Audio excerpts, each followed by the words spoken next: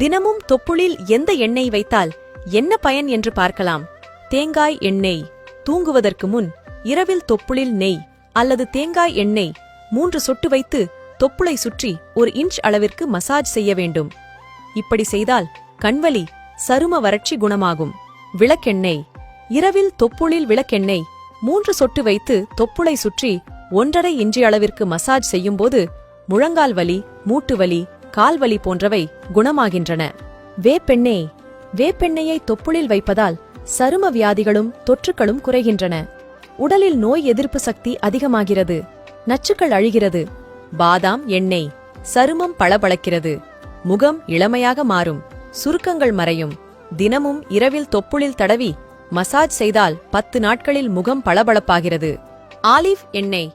தொப்புளின் மேல் ஒரு துளி ஆலிவ் எண்ணெய் தடவி மசாஜ் செய்தால் பெண்களுக்கு மாதவிலக்கு காலங்களில் உண்டாகும் வலி பறந்து போகும். எலுமிச்சை எண்ணெய். எலுமிச்சை எண்ணெய் வைத்தால் உடலில் பூஞ்சை தொற்று காரணமாக வரும் வயிற்று வலி குணமாகும். தொற்றும் அழிந்துவிடும்.